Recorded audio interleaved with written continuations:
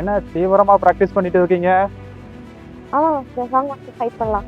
சரி, ஃபைட்டை இவ்வளோ தீவிரமா பிராக்டிஸ் பண்றியே, இவ்வளோ இன்ட்ரெஸ்டா பிராக்டிஸ் பண்றியே, எதுக்கு இந்த ஃபைட்டை பிராக்டிஸ் பண்ற? மாஸ்டர், எனக்கு ஒரு இன்டர்நேஷனல் டோர்னமெண்ட்ல கோல்ட் மெடல் வின் பண்ணணும்னு ஆசை மாஸ்டர். சரி வா, உட்கார்.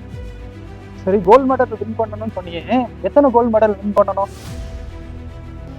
ஒரு 3 இல்ல 4. அதுக்கப்புறம் எதுக்கு ஃபைட்டை கற்றுக்க போகிற? மாஸ்டர், யாராவது என்ன அடிக்க வந்தாலும் இல்ல ஏதாவது கிரிட்டிக்கல் சுச்சுவேஷன்ல என்ன ப்ரொடெக்ட் பண்றதுக்கோ இல்ல டிஃபென்ஸ் பண்றதுக்கோ ஃபைட்டை கத்துக்கணும் மாஸ்டர். கரெக்டுப்பா. உன் லைஃப்ல எப்பயாச்சும் தானே உன்னை யாராச்சும் அடிக்க வருவாங்க. அதே போல எப்பயாச்சும் தானே உனக்கு கிரிட்டிக்கல் சுச்சுவேஷன் வரும். அதுக்காக உன் லைஃப் ஃபுல்லாக ரொம்ப ஹார்ட் ஒர்க் பண்ணி இந்த ஃபைட்டை கற்றுக்கணுமா? அவ்வளோ அவசியமா இருக்கு. ஏன் மாஸ்டர் எப்பவுமே குழப்பற மாதிரியே கேட்குது? நான் உன்னை குழப்பலமா, உன்னை யோசிக்க சொல்கிறேன். எதுக்கு மார்ஷல் ஆர்ட்ஸில் ஃபைட்டை ரொம்ப இம்பார்ட்டண்ட்டாக கன்சிடர் பண்ணுறாங்க? அதை கற்றுக்கிட்டா என்ன நடக்கும்? சரி, இப்போ நீ ப்ராக்டிஸ் பண்ணிட்டு வா, நான் என்னன்னு சொல்லிட்டு அப்புறமா உனக்கு சொல்கிறேன்.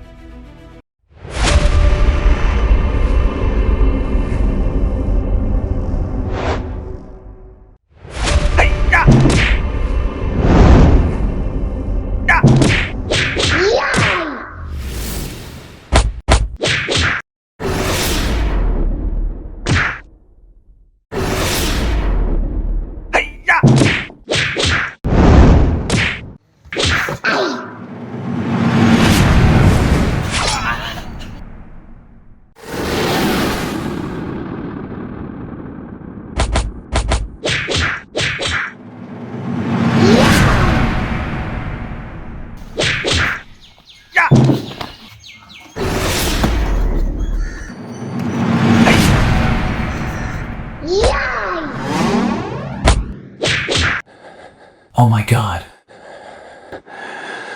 மாஸ்டர் இருங்க. மாஸ்டர், நான் இவ்வளோ நாள் என்னோட ஆப்போனண்ட்டை எனிமியை ஜெயிக்கிறது தான் ஃபைட்டுன்னு நினச்சிட்டு இருந்தேன் மாஸ்டர். ஆனால் நீங்கள் பேசினதுக்கப்புறம் நான் ஏன் ஃபைட் பண்ணணும்னு ஒரு குழப்பமாக இருக்கும் மாஸ்டர். சரிம்மா, நீ யாரை ஆப்பனண்ட்டா இல்லை எனிமியாக கன்சிடர் பண்ணுற? மாஸ்டர், என் எதிரில் நின்று ஃபைட் பண்ணுறவங்கள நான் ஆப்போனண்ட்டாவோ இல்லை என்னோட எனிமியாவோ கன்சிடர் பண்ணுவேன் மாஸ்டர். சரிப்பா, நீ நல்லா யோசிச்சு பாரு. அவங்க உண்மையாகவே உன்னுடைய ஆப்பனண்ட் உன்னுடைய எனிமியா? கண்டிப்பாக அவங்க எனிமி கிடையாது. ஏன் சொல்கிறேன் அப்படின்னா, ஒரு மார்ஷல் ஆர்ட்ஸில் ஃபைட்டுன்றது ரொம்ப இம்பார்ட்டன்ட். அந்த ஃபைட்டில் கவனிச்சிங்க அப்படின்னா நம்மளுடைய எல்லா விதமான வீக்னஸும் அங்கே வெளியே தெரியும். அங்கே போனவொன்னே தயக்கம் வரும், அங்கே போனவொன்னே பயம் வரும், அங்கே போனவொன்னே ஒன்றுமே புரியாமல் மைண்டெல்லாம் பிளாங்க் ஆகிடும். அப்போது நம்ம ஃபைட் பண்ணும்போது நமக்கு முன்னாடி இருக்கக்கூடிய ஆப்போனண்ட் என்ன பண்ணுவாங்களா, நம்ம கிட்ட இருக்கக்கூடிய வீக்னஸையும் தயக்கத்தையும் கூச்சத்தையும் பலவீனத்தையும் வெளிச்சம் போட்டு காட்டுவாங்க. அதை அடிச்சும் காட்டலாம், சொல்லியும் காட்டலாம், எப்படி வேணாலும் காட்டலாம். ஆனால் நம்மளுடைய வீக்னஸ் அழகாக வெளிப்படுத்துகிறாங்க. இதுதான் நம்மளுடைய வீக்னஸ் சொல்லிட்டு நம்ம புரிஞ்சுக்கிட்டோம் அப்படின்னா அதுலேருந்து நம்ம கண்டிப்பாக அடுத்த ஸ்டெப் போயிடுவோம். உண்மை தானே? நல்லா கவனிச்சுக்க. அப்போது ஃபைட் பண்ணும்போது என்ன நடக்குது, தெரிஞ்சோ தெரியாமலோ, நீ நம்ம டோஜோவில் இருக்கக்கூடிய ஸ்டூடெண்ட்டோட ஃபைட் பண்ணாலும் சரி, இல்லை வேறு யாரோடைய டோஜோவில் இருக்கக்கூடிய ஸ்டூடெண்ட்டோட ஃபைட் பண்ணாலும் சரி, தெரிஞ்சோ தெரியாமலோ அவங்க நீ மார்ஷல் ஆர்ட்ஸில் டெவலப் ஆகிறதுக்கு உனக்கு ஹெல்ப் பண்ணுறாங்க. அப்போது அவங்க கண்டிப்பாக எனிமியாக இருக்க முடியாது. சரி, அப்போ நம்ம மார்ஷல் ஆர்ட்ஸ் ஃபுல்லாகவே நம்ம எனிமி, இவங்க ஆப்போனண்ட் அப்படின்னு நம்ம சொல்கிறோமே, எதை நம்ம மையப்படுத்துகிறோம்? சரி, இப்போ முன்னாடி ஆப்போனண்ட் இருக்காங்க, நீ பார்க்குற, உன் கண்ணு தெரியும், உன் கண்ணால் பார்க்க முடியுது, தெளிவாக தெரியுது. நீ அவங்க எப்படி அடிக்கிறாங்க, எப்படி தடுக்கிறாங்கன்னு சொல்லிட்டு புரிஞ்சுக்கிற. இந்த ஒரு ஃபைட்டில் உன்னோட வெற்றியும் ஒரு தோல்வியும் நீ ஒரு முடிவு பண்ணுற. உன் முன்னாடி இருக்கக்கூடிய ஆப்போனண்ட் உன் கண்ணுக்கு தெரியல. நீ அவங்களோட சண்டை போடணும், அவங்க எப்படி அடித்தாலும் தடுக்கணும், அவங்க பண்ணுற மூமெண்ட்டுக்கு ஏதாச்சும் ஒரு ஆப்போசிட் மூமெண்ட் பண்ணணும். உன்னால் முடியுமா? மாஸ்டர், எதுவுமே புரியல மாஸ்டர். என் முன்னாடி இருக்க ஆப்போனண்ட் எனக்கு கண்ணுக்கு தெரியலன்னா நான் எப்படி மாஸ்டர் ஃபைட் பண்ணுவேன்? ஆனால் உண்மை என்னன்னு தெரியுமா, உன் வாழ்க்கையில் கண்ணுக்கு தெரியாதோட ஆப்போனண்ட்டோட நீ தொடர்ந்து ஃபைட் பண்ணிக்கிட்டே இருக்க. நீ வெளிப்படையாக சொல்லிட்ட, நிறைய பேர் வெளிப்படையாக சொல்லலை.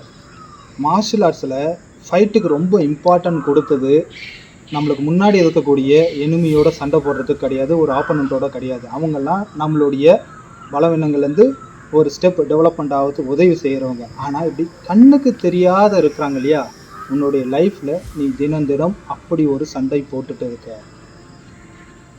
அது என்ன அப்படின்னு கவனித்து பார்த்தீங்கன்னா, உன்னுடைய எமோஷன்ஸ், உன்னுடைய மன என்ன அலைகள், உன்னுடைய பயம், உன்னுடைய பதற்றம், உன்னுடைய தயக்கம், உன்னுடைய அறியாமை, உன் வாழ்க்கையில் நீ வெற்றி அடைய முடியாமல் தவிச்சிட்டு இருக்கக்கூடிய எல்லா விதமான செயல்களோடையும் நீ போராடிட்டு இருக்க.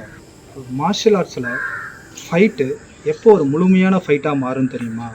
நம்மளுடைய ஏஷியன் சித்தாஸ், யோகிகள், சித்தர்கள் தற்காப்பு கலையை முழுமையாக மாற்றியிருக்காங்க. நம்மளுடைய ஜென்ஸ்கரில் கூட நம்ம சொல்லுவோம், கவனித்து பார்த்தா தெரியும், உடலின் அசைவின் மூலமாக மனதை ஆளும் கலையே ஜென்ஸ்கர் அப்படின்னு சொல்லுவோம். ஏன் அப்படின்னு பார்த்தீங்கன்னா, எந்த ஒரு ஆர்ட்டு, ஃபிசிக்கல் ஆர்ட், அந்த ஃபிசிக்கல் ஆர்ட் மூலிமா மனதை வெல்லக்கூடிய நுட்பங்கள் அதில் மறைந்து இருக்கோ அது முழுமையான தற்காப்பு கலையாகும். நீ ஃபைட் பண்ணும்போது அந்த மாற்றங்கள், அந்த மன மாற்றம் உங்களுக்குள்ளே நடந்தது அப்படின்னா நீங்கள் முழுமையை நோக்கி போகிறீங்க. அப்படி நீ ஒரு பஞ்சு, நீ ஒரு கிக்கு, நீ ஒரு ஃபைட்டு, இல்லை நீ வேறு ஒரு கட்டா, நீ ஒரு ஃபார்ம்ஸு, இதெல்லாம் போடும்போது அது உன்னுடைய அகத்தள மாற்றத்தை உருவாக்கி அது உன்னுடைய லைஃப்பில் அப்ளை பண்ண முடியுதுன்னா நீ ஒரு தலை சிறந்த ஒரு மார்ஷியல் ஆர்ட்ஸை கற்றுட்டு இருக்கீங்க, தலை சிறந்த ஒரு குரு கிட்ட ஃபாலோ பண்ணிட்டு இருக்கீங்க அப்படின்னு சொல்லலாம். நம்மளுடைய குருதேவர் இந்த தற்காப்பு கலையை அணுவாக பிரித்து மேய்ஞ்சவர். ஏன்னா தற்காப்பு கலையில் இப்போ நீ சொன்ன இல்லையா, ஒரு டோர்னமெண்ட்டை போயிட்டு கோல்டு மெடல் வாங்கணும் அப்படின்றது, அதனால் ரொம்ப சின்ன வயசில் 5வது 6வது படிக்கும் போது இன்டர்நேஷ்னல் லெவலில் டோர்னமெண்ட்டில் கோல்டு மெடல்லாம் வாங்கினது நம்மளோட குருஜி. ஆனால் அதோடு அவர் நிறுத்தாமல் அவர் என்ன தெரியுமா பண்ணார், அந்த ஃபைட்டில் அடுத்தது என்ன அப்படின்னு போனார். ஃபிசிக்கல் காம்பேக்டை என்ன பண்ணார், கம்ப்ளீட்டாக முடிச்சுட்டு அதுக்கப்புறம் ஃபிசிக்கல் எனர்ஜி காம்பேக்ட் ட்ரைனிங் எடுத்தார். எனர்ஜி காம்பேக்டை பண்ணக்கூடிய மக்கள் இப்போல்லாம் ரொம்ப குறைவு. அந்த எனர்ஜி காம்பேக்ட் இந்த கையிலேருந்து வரக்கூடிய எனர்ஜியை வெளியே எடுத்துன்னு போயிட்டு ஆப்பனன்ற தொட்டு கீழே வீழ்த்துவது, இல்லை அப்படின்னா தொடாமலே பார்த்து கீழே வீழ்த்துவது, இப்படிலாம் இருக்கும். நீ கேள்விப்பட்டிருப்ப, நோக்கு வருமோ, மெய் தீண்டா காலம், சுட்டோ சொறி, பேர்கள்லாம் இருக்குது. இதெல்லாம் அவர் எப்போ தெரியுமா முடித்தார்? 70-80 வயசில் இல்லை, 16 வயசில், 16-17 வயசில் அவர் இதெல்லாம் முழுமையாக முடிச்சிட்டாரு. அந்த உடலின் அசைவின் மூலமாக மனதை முழுமையாக ஆண்டவர் யார் அப்படின்னு பார்த்தீங்கன்னா நம்மளுடைய குருதேவர். அவர்கிட்ட இருந்து தான் இப்போ இந்த கலை நம்மளுக்கு கிடைச்சிட்டு இருக்கு. அப்போ நம்மளுடைய எண்ணங்கள் எப்படி இருக்கணும் அப்படின்னு பார்த்தீங்கன்னா, இந்த ஃபிசிக்கல் ஃபைட்டை தாண்டி எனர்ஜி லெவலுக்கு மாறணும். ஏன்னா எனர்ஜி லெவல் போகும்போது மட்டும்தான் நீ உன்னுடைய முழுமையான தன்மையை, உன்னுடைய முழுமையான சக்தியை உன்னால் உணர முடியும். எவன் ஒருவன் தன்னை ஆளக்கூடிய நுட்பத்தை முழுமையாக உணர்றானோ அவனே ஒரு மாபெரும் வீரன், அவனே மாவீரன். மற்றவங்கெல்லாம் ஒரு சாதாரண வீரர்கள், போர் வீரர்கள் அப்படின்னு சொல்லிட்டு நம்ம சொல்லிட்டோம். ஒரு மாவீரன் யார் அப்படின்னு பார்த்தீங்கன்னா, தன்னை முழுமையாக வென்றெடுக்க வேண்டும்.